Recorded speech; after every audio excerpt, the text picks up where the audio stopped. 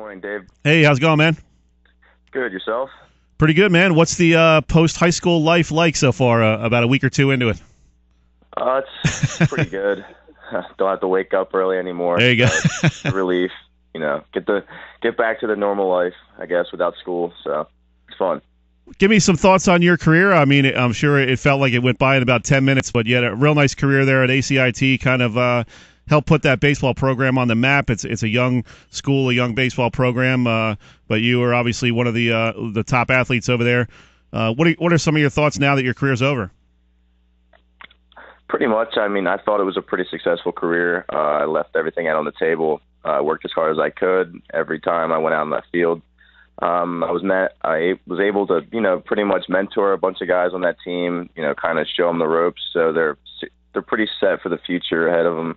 But honestly, I pretty much just did the best I could and just played the game with as much passion as I could.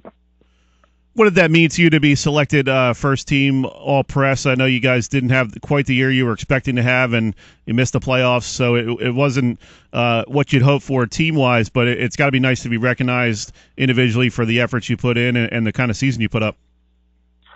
It was good to be able to be recognized from the press, especially being my last year. And, the team didn't have a very good year as a whole, but I got hurt, managed to come back, have a good season, and I was just glad I was able to get recognized for that.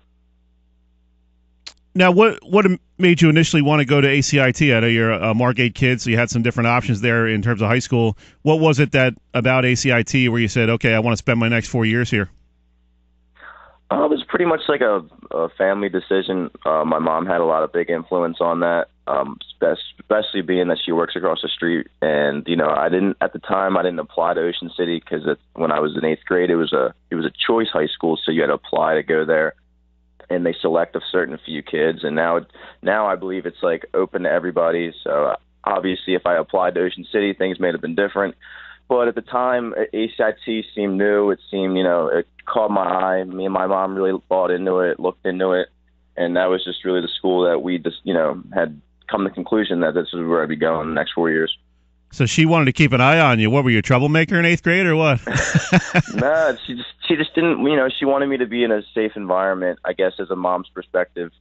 Being 15, 14 years old, going to Atlantic City High School, it just seemed like a big school setting to be put into.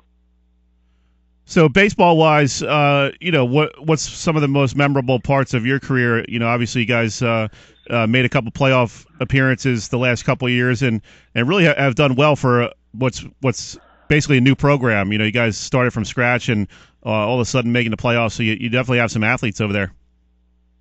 Yeah, we have a lot of good athletes and a lot of good kids that can have a lot of potential to be great baseball players in high school. And, maybe a couple kids can go past high school and continue their careers. But my favorite moments are probably, just when the team comes together and rallies back and, supports one another, especially last year being when Dylan got hurt in the car accident. And it looked like, the season was going downhill. Dylan's hurt, we got a lot of holes to fill. And, the team rallied back. We managed to win a couple games against some good teams when we beat Cedar Creek for the first time, beat St. Joe's. Managed to host our first home playoff game, win that, move on to the next round.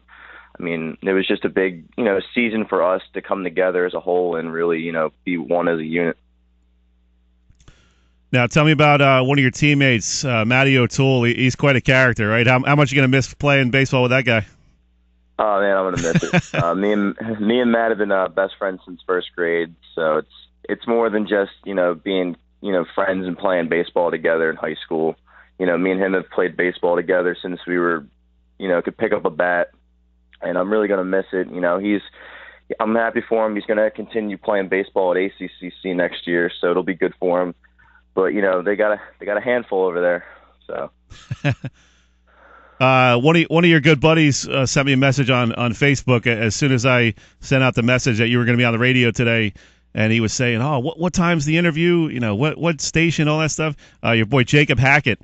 Tell me about this kid and how much he means to you. I mean, you guys have sort of a unique friendship.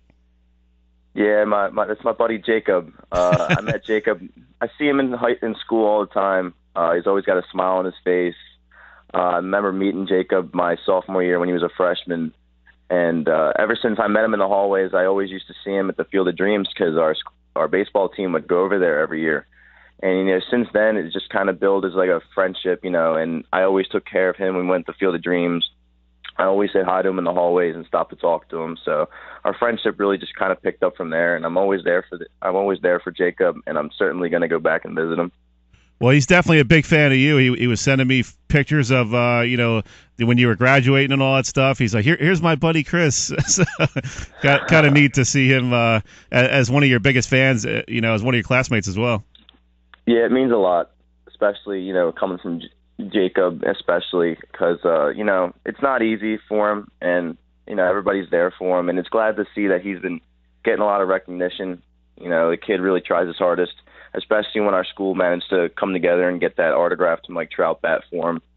And I was glad to see that he reached out to him. He was on cloud 9 that day. Yeah. Now, did he get a little too big for his britches that day? Was he walking around like a hot shot because Mike Trout sent him a bat? No, he was just extremely happy. I mean, I wish I could have been there to see him get the bat, but I saw pictures and he really looked happy. So he's not getting a big head now. He's starting to get some attention over there at ACIT. No, I don't think he's getting. I don't think he's getting that big. But he's happy, so it's all that really matters. I told him I might ask you something that would embarrass him. He's like, "Go for it." So he's definitely a funny kid. Yeah, he's a good kid. I'm gonna miss him. Well, we're talking with Chris Sieg, just graduated senior from ACIT, outstanding baseball player. Chris, you had quite a season for the Red Hawks, .491 batting average, 26 hits, 14 runs, and also got it done on the mound, 1.46 ERA, 50 strikeouts. What was the best part about your season? Was there any one thing? I know you had the injury with the hamstring early on, but really came on strong. How would you assess your season and your career? The season was kind of just, bulldog mentality. When I got hurt, I kind of just, almost just felt like I wasn't going to be able to come back, for the rest of the season. I had to get an MRI to see how bad it was, I just had a lot of, downside where I thought, I might not play the rest of my senior year, and this is just going to be my high school career, and that's going to be it. So, when the doctor told me I can come back, 4 to 6 weeks, and we were really shooting for that 4-week mark. And once, I was cleared, it was, I just kept asking every day. I was asking the trainer, like, can I just do something in practice? Can I just throw? Can I, just do some stationary hitting? Like, I was just so eager to get back on the field. And, once I got back out on the field, it was just, bulldog mentality. Like, I was just going as hard as I can every time.